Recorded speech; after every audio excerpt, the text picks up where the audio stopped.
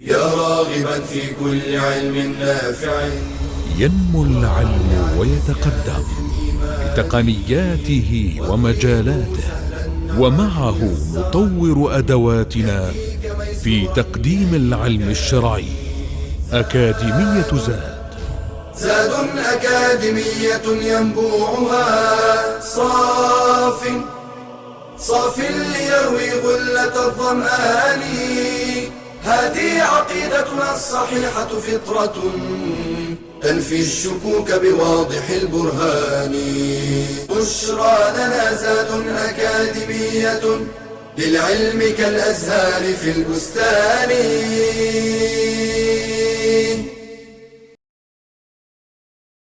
السلام عليكم ورحمة الله. الحمد لله رب العالمين، والصلاة والسلام على أشرف المرسلين نبينا محمد وعلى آله وصحبه أجمعين. Continuing with Islamic Creed level 3 and the subject of al-dhara'i', or the things that might lead to associating partners with Allah, and how Allah subhanahu wa ta'ala forbade it as by His mercy subhanahu wa ta'ala to protect the people from falling into the worst thing ever, which is associating partners with Allah subhanahu wa ta'ala. And this is an important subject, and we have to treat it the way that Allah subhanahu wa ta'ala wants from us. Because again, the people of Ahl Sunnah, they follow the nusus, the text, the wahy, revelation from Allah subhanahu wa ta'ala. So one of the things that you would find it can be means of associating partners with Allah in the subject of al-ruqya. And the ruqya is to recite certain things with the intention of means of cure and protection and so on. And there is a valid one, and it's a good one, and it's from the sunnah of the Prophet ﷺ, versus something that is not according to the deen, that can lead the person astray, wal-'iyadhu billah. And as you see, one thing can be either done correctly or to be done in a wrong way that can lead a person astray. So the original ruling of it, that this ruqya, when someone recites Quran, dua and so on, for someone that is sick or a part of the body that is in pain and things like this, this has to be from the book of Allah and the sunnah of the Prophet ﷺ. But in general, the Prophet ﷺ permitted whatever a person make with ruqya, but with the condition. He says, لا بأس بالرقى ما لم تكن شركا. There's no harm if you make ruqya, you recite certain things on yourself or on others, as long as it's not shirk, as long as there's no associating partners with Allah subhanahu wa ta'ala in it. So if it's seeking help from sorcerers, from fortune tellers, from human beings, or whatever there is, meaning in a way that no one knows and have the ability except Allah subhanahu wa ta'ala, or things that are not understood, as we will talk about the principles to understand this. You know, sometimes people would, the talismans and these types of things that people, that the Prophet ﷺ forbade, and many of them is not only Quran written in it, but rather things that does not make any sense whatsoever. And these are signs and ways of loyalty that they would have with the jinn and the shayateen and the like of this. So this is something that we have to be away from. And when someone making ruqya, it's the best is, for example, the dua of the Prophet ﷺ, أذهب الباس رب الناس اشفي أنت الشافي لا شفاء إلا شفاءك شفاء لا يغادر سقما, which the Prophet ﷺ would say this dua: O Allah, remove the harm, the Lord of the people, cure, you are the one that cure. There is no cure except your cure, because Allah subhanahu wa ta'ala is the one that cures in such a way that doesn't leave any ailment whatsoever. And the Prophet ﷺ, he said, إِنَّ الرُّقَى وَالتَّمَائِمَ وَالتَّوَلَ shirk. Al-ruqa, the ones that is not done according to the way the Prophet ﷺ, وَالتَّمَائِم, the talismans and the amulets and the like of this, they are shirk, associating partners with Allah subhanahu wa ta'ala. So the shaitan has his ways for people to have their hearts attached to other than Allah subhanahu wa ta'ala. And that's why when we look into the ruqya, which is an important thing, people should do it for their own selves, for their children. They should do it to other than them. As the Prophet ﷺ, he said, إِنِ اسْتَطَاعَ مِنْكُمْ أَنْ يَنْفَعَ أَخَاهُ فَلْيَفْعَلْ. If one of you has the ability to benefit his brother, then let him do so.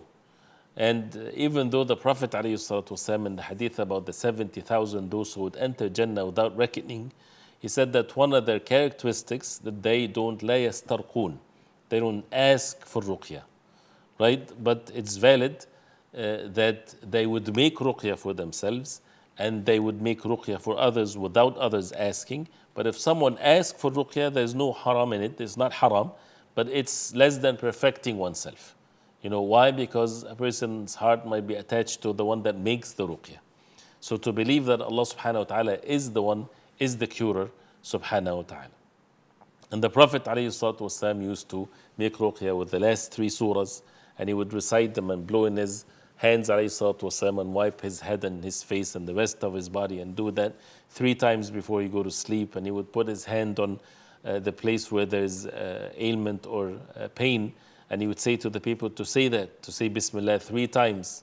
And he would say, أعوذ بعزة الله وقدرته من شر ما أجد وأحاذر. I seek refuge in Allah subhanahu wa ta'ala by the honor and the might and the power of Allah subhanahu wa ta'ala from the evil of what I fear and what I am warned or what I'm having. And if he says it 7 times, Allah subhanahu wa ta'ala remove his pain. And this is wahi, revelation from Allah subhanahu wa ta'ala. Or to recite Quran in general, any parts of the Quran, it doesn't have to be a particular surah, without giving prescriptions, right? Without saying that if you recite the surah for this ailment, you'll get this, and if it's for another disease, you recite this. This is not something that is permissible for a person to do. But in general, any portion, any part, any surah of the Quran. Therefore, you know, when we look into the conditions for the ruqya to be permissible, so to be warned, not every ruqya is permissible, because the Prophet ﷺ made a condition for it, مَا لَمْ يَكُنْ شِرْكًا, as long as it's not associating partners with Allah subhanahu wa ta'ala. So the ulama, they have consensus that it's permissible to make ruqya, of course, and it's a good thing when there are 3 conditions are being met. The first one, and that is the ruqya is by the kalam, by the words of Allah subhanahu wa ta'ala, by the Quran, or by the names and attributes of Allah subhanahu wa ta'ala. So reciting verses of the Quran, the last surahs of the Quran, Ayatul Kursi, Surah Al-Fatiha, one of the names of it, Ash-Shafiyah, the curer. So reciting Quran with the intention of cure, whether it's blowing on the place that a person is in pain, or in reciting in one's hand and wiping over it, or reciting it. So the words of Allah, the Quran, a person can never go wrong with this, and with the names and attributes of Allah subhanahu wa ta'ala.